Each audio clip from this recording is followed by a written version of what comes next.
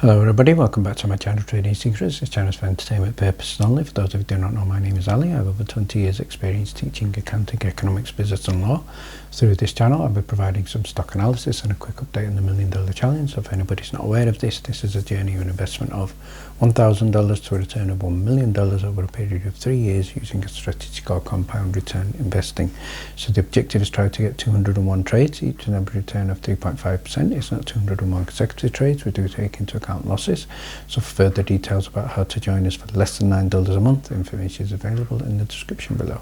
In today's video I'm going to be sharing with you 4 stocks with a free cash flow. Then we're going to be doing an important legal update on MMTLP and looking at the SEC short squeeze allegations with an important update as well. So before we get started, let's have a look at what's happening in the market. So first of all, we can see here in this week that we had in terms of the market, the US stocks did recover. We can see that US stocks did recover to end the week high after a weak overall session and difficult few trading weeks. Boeing had good news. They were up 5.6% on the new US fighter jet contract, and Europe did close lower. And in terms of gold, we have been seeing all-time highs in gold, and there was a pullback of 1%. So overall, the long-term future for gold certainly looks promising. So from Yahoo Finance, we can see here the key thing affecting the market right now is the news with regard to tariffs and what Trump is stating. He's calling the next big tariff deadline Liberation Day, and here's what it means. It certainly does not mean good news for the markets. So let's have a look at how one of the key stocks affected by the tariffs that reported earnings this week that we looked at in the Discord. Ticker symbol NKE, also known as Nike. They did have a beat on earnings, and they also the new CEO Elliott Hill, but investors are very jittery with regard to the Trump tariff. So it was down 5.5% in the trading, and in terms of revenue, it had $11.3 billion in revenue, and that was a beat compared to the $11 billion. And it also had earnings per share of 54 cents and a beat compared to the 30 cents, but it is going down because of the tariff fear. So if we have a look at the instant reaction there, we can see down 5.46%, trading at $67.94. And then if we have a look at the longer term previous year chart for Nike shared here by Oguzu, we can see it's down 35%.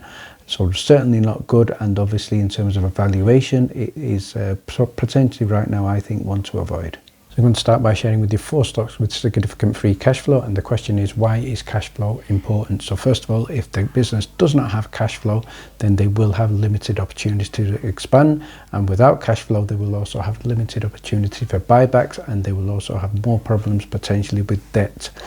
So let's have a look at the first stock I'm going to be sharing with you. This is ticker symbol INTU, also known as Intuit, and this is a company that is a leader in financial management and compliance software, serving consumers, small businesses, self-employed individuals and accounting professionals worldwide. So they operate in key segments including small business, consumer, Credit Karma, Pro Connect, and they have a cloud-first strategy with strong brand portfolio, deep integration, and a dominant force in financial software. So let's have a look at the financials and also the free cash flow here.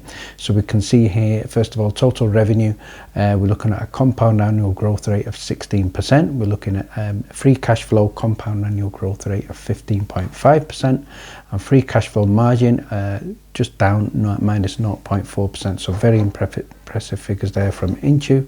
The next stock I'm going to be sharing with you is ticker symbol ABBV, also known as AbbVie, and this is a biopharma powerhouse, a major company here specializing commercializing innovative treatments worldwide. So they have a strong pipeline, they have innovative therapies. They are market leaders in immunology, oncology and virology, as well as much more. So let's have a look at their financials, including the cash flow here. And we can see total revenue, compound annual growth rate 10.5%. Free cash flow, again, compound annual growth rate 10.9%. And we can see impressive growth figures there as well in the diagram. And the free cash flow margin, which is up 0.4%. So again, extremely positive figures there for AbbVie. And the third stock I'm going to be sharing with you is one that you will all know, Microsoft, MSFT. They are a leader in cloud software, cloud computing and digital solutions. They dominate the cloud enterprise software. They are AI-driven solutions, and they remain a pillar of the digital economy. So let's have a look at their figures here. So free cash flow, we're looking at compound annual growth rate 12.1%, very, very impressive. Total revenue compound annual growth rate here of 11.4%, and total free cash flow margin 0.6%. So significantly impressive there from Microsoft. And the final one I'm going to be sharing with you is another household name, Alphabet, ticker symbol GOOGL, and this is a global technology leader. It delivers products and platforms worldwide. The key segments are search. Obviously we have YouTube, Gmail, Google, and Maps and more. We have Android, we have hardware products, we have ads, Google Cloud, and they are also dominant in digital advertising, AI, cloud computing, and they remain the key player shaping the future of technology. And the final figures here for Alphabet are total revenue compound annual growth rate of 18.7%, so very, very impressive there. Free cash flow, we're looking at again a very impressive figure of 17.8%, and free cash flow margin negative 0.7%, so significantly impressive here from Alphabet.